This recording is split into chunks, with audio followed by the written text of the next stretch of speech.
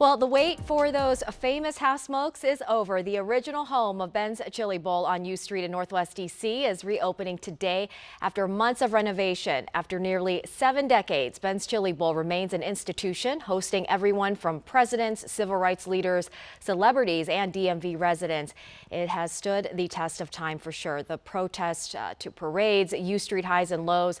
Yet Ben's has always remained open, always stayed rooted, and always true to D.C. And today, after 9 months of renovation, those doors open again. And the story of what Ben's means to the city is bigger than a ribbon cutting. And we begin our coverage right now where that history lives on U Street. Our Leslie Foster live from Ben's Chili Bowl. Leslie, today is not only a celebration, but also, of course, honoring the matriarch Virginia Ali, who we all affectionately call Mom, who helped make this a cultural landmark. And I've been watching snippets throughout the day. Only Ben's can shut down portions of U Street on a Friday afternoon, attracting a slew of the who's who of DC and beyond.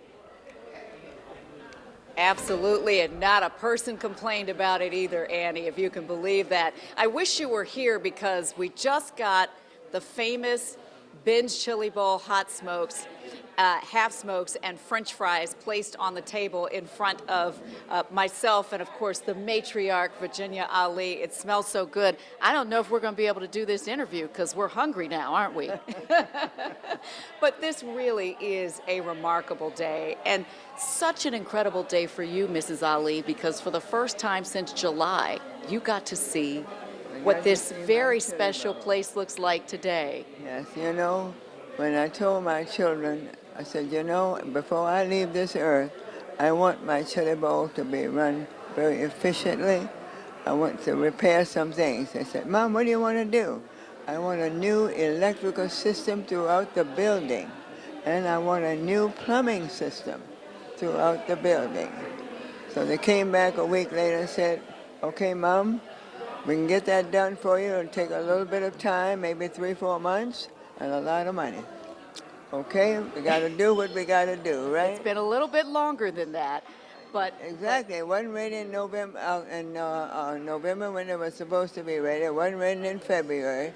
So 2 or 3 days ago, Mom, it's going to be done on the 1st. Okay, well, I couldn't sleep. Don't you think I should see it the day before?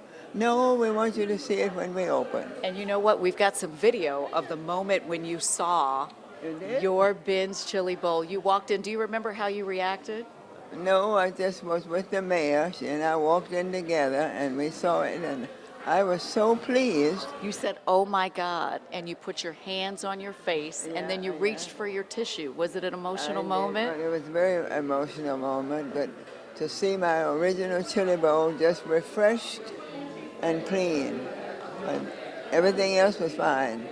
You know, people call Ben's Chili Bowl an institution, but this really is a haven for hope, for humanity, for hunger and happy meals. And when you walk across and walk through this beautiful space and see everyone here, there's so much joy and so much love here.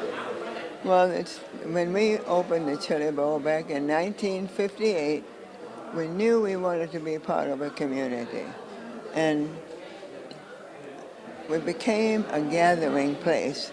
But I grew up in rural Virginia. My father taught us about treating people the way you want to be treated. And the good Lord blessed me with a love of people. You have a love of people. You know, we talk so much about the Chili Bowl, but we don't talk enough about you. So I want to know how a young girl from Tappahannock, Virginia, on a 300-acre farm ended up in D.C. I just simply thought I had family living here, so on the summers we'd come and spend time. And I thought it was such a beautiful city. And the community that I got to visit was this segregated community that was so classy, so proud, and I realized they were self-supported, and I'm thinking, that's a great place to live. So I'm going to go and spend some time. My mother and father brought me up and allowed me to stay with my mother's sister and her family, and I had one job, industrial bank, right down the street. I worked there, and I was a commercial teller.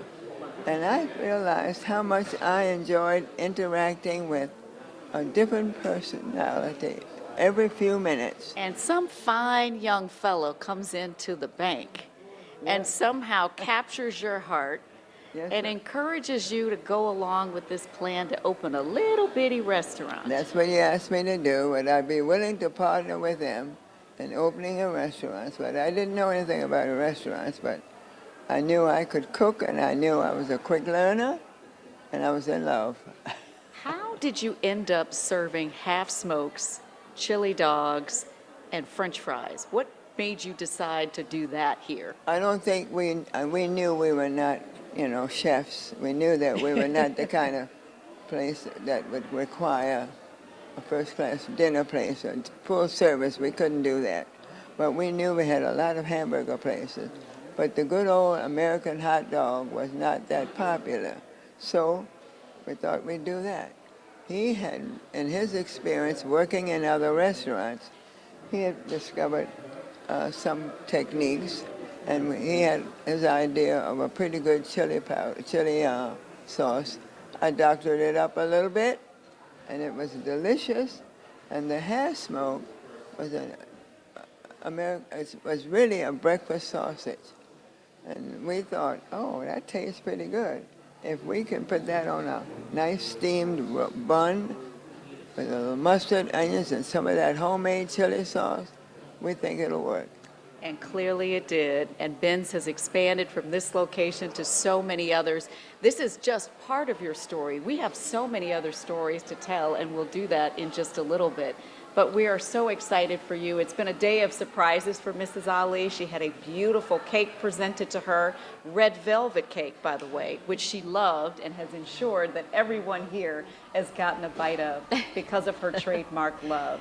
So this day is really just getting started. Annie, if you can believe it, the line stretches down the street past the theater. They're allowing people in 5 at a time so that they can come in here and get the experience that Mrs. Ali and her family have provided for so long, with love and light and a whole lot of hope on a plate.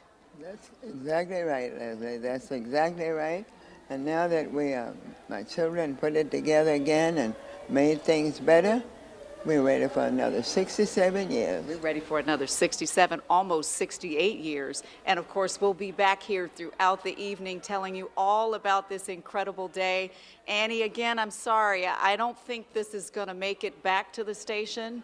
So when you get off the set, you may just have to come on down and hang out with us. Oh, darn. You'll have to have it for me, Leslie. But bring me back a spicy chili half smoke with some onion rings, extra crispy for me.